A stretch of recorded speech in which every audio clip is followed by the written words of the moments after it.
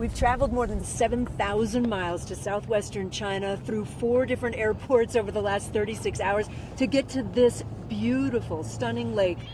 Lugu Lake, with its crystal blue water and sharp, clean mountain air. But we didn't come here just to take in the breathtaking scenery. We're here to explore a corner of China that is known as the Kingdom of Women. It's the home of the Moso, an ethnic minority group of about 40,000 people. For centuries, these cloud-covered mountains sealed off their secrets, the lessons they could teach us all. But now, as the region becomes more accessible, the modern world is threatening their unique way of life. I've stumbled across this female utopia. Utopia? Utopia is a strong term. Everything revolves around the place of womanhood at the pinnacle. We needed a guide to help us understand a society very different from our own. So we asked Wai Hong Chu, author of a book titled The Kingdom of Women.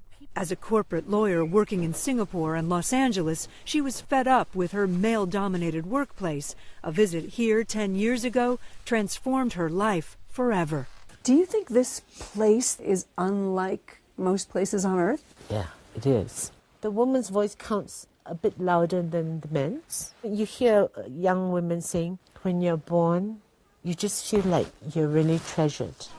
That wasn't immediately clear to us. At first, we saw Moso women doing the kind of work you see in many less developed countries.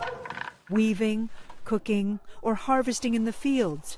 But we started to get a sense for how radically different this place is and how much power women really have as soon as we went inside a Moso home.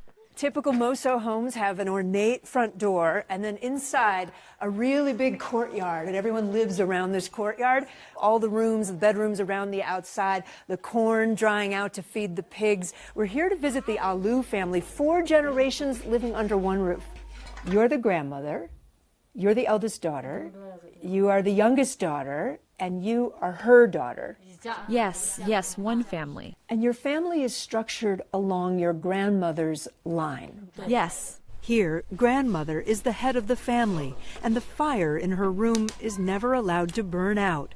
While every family member contributes money to the household, it's the grandmother who controls the finances. In the rest of China, property passes from father to son, but not here.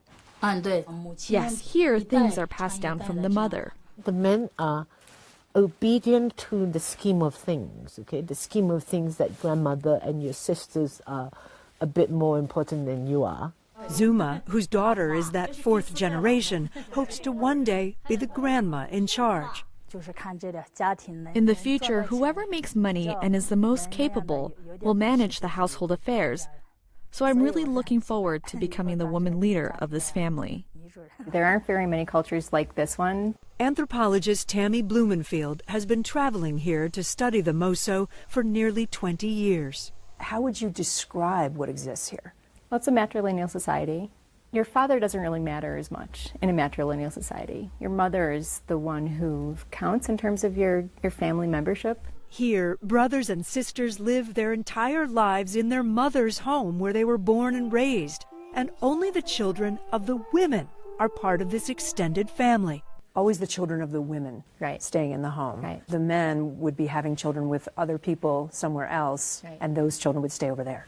So in my family, I would live with my mother, and I would live with my brother and my sister's kids, right? And my kids. Right. There wouldn't be so much distinction of this is your child and that's your sister's child. They're all taking care of each other. Including the brothers who help care for their sister's kids. The uncles have responsibility for the children. Exactly. We couldn't help but notice what's missing from Moso homes. Husbands. The kind of marriage we have in the U.S. doesn't exist here traditionally. But they do have relationships. So how do they then sort of accommodate the human need, for interaction, right? They call it the walking marriage. A walking marriage. When a Moso girl comes of age, she gets her own bedroom overlooking the courtyard with its own separate entryway. A man can visit, but only if she invites him The man comes over at night, spends the night with her, is her lover. And he might do that for the rest of his life, you know, like with this single woman. Or he might do it once. Once or never again. But then he has his own female bloodline family to return to in the morning. He goes back to his mom. Yeah, and his grandma. And you got a room up on the second floor here, right? Yes, right here. Zuma has been in a walking marriage with the father of her daughter for nearly 6 years.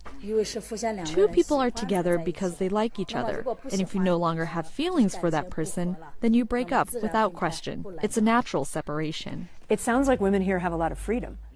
Yes, you have a choice who you like. We asked a guy named Joshua about how a man gets a woman's invite. Now, people can chat through a messaging app called WeChat, but before, it was during dances at night. If I liked her, I'd tickle her palm 3 times. And if she liked me too, she'd also tickle my palm 3 times. Okay, like this, 1, 2, 3. How many times do you think you had a walking marriage? Too many. Too many to count. Okay. Can't remember. So then we wondered, is this kingdom of women a society of free love and promiscuity? It doesn't mean that, not at all. Blumenfield says the vast majority of Moso couples these days are monogamous. They just live apart. But Tammy, what about love? And getting married and They fall forming in love. a household. So the thing is, they actually say it's better. It's a better system for love. Because in the United States, we combine everything. And then you have the household together and bills the to kids. pay. If you separate all the pressures that we have in terms of taking care of a family, then it's just love. At daybreak on Lugu Lake, we met up with Urchima, who takes tourists out on rowboats. She's been in the same walking marriage for more than 30 years. The best part about a walking marriage is that I can be with my sisters. We don't have in-law problems, no arguments. It turns upside down. It does. Everything that we Americans and most societies do. And they will tell you, since we don't have marriage, we don't have divorce. We don't have orphans because everybody belongs to this big, happy... The extended family. Yes. Do fathers visit? Yes, if they choose to. But they don't have to. They don't have to. We met up again with Urchima, who popped open beers all night while wearing her finest traditional dress, along with Waihong and some girlfriends. We talked about our kids and home life, but as the night went on, I feel that we should talk about men. which led to plenty of jokes about men. You just said that men work really hard at night. But outside this tiny corner of the world, the problems confronting women today are no laughing matter. People in this society think it's really weird when they hear some of the issues facing women in other societies. Domestic what? violence and rape and everything like that. They don't understand it? They don't understand it. Researchers would come here and ask, like, have you ever heard of this? Does this happen in your society? And they just think the question is disgusting. Even the Moso language shows how profoundly different a society can be when men don't have power over women. There's no word for rape. It's just a concept that doesn't exist here. We've heard that there are concepts that we have in the West, violence toward women, that you don't even have a word for. No, here we value women. Not just your own mother, but all women. So not only do women pass along the family name and all their property, but women are worshipped here, literally. There's a female goddess named Gemu. I'm hiking up to her shrine. In their local religion, she's the most revered among all their gods and goddesses, and worshipped precisely for her female spirit. They hold a huge festival every year in her honor. But just how long will that tradition last? Increasingly, tourism is changing this once isolated society. There are busloads now. They come and they bring the outside world in. The cell phones, the selfies, social media, it's all here now. And with young Mosos seeing how the outside world pairs off, many couples in the younger generation are getting married. I don't know. I think it's cool or something. It's trendy. It's trendy. As more and more people are choosing to have wedding ceremonies, and then they're inviting all the village to come to their wedding, then the other families think, oh, well, we want our child to have a wedding ceremony too.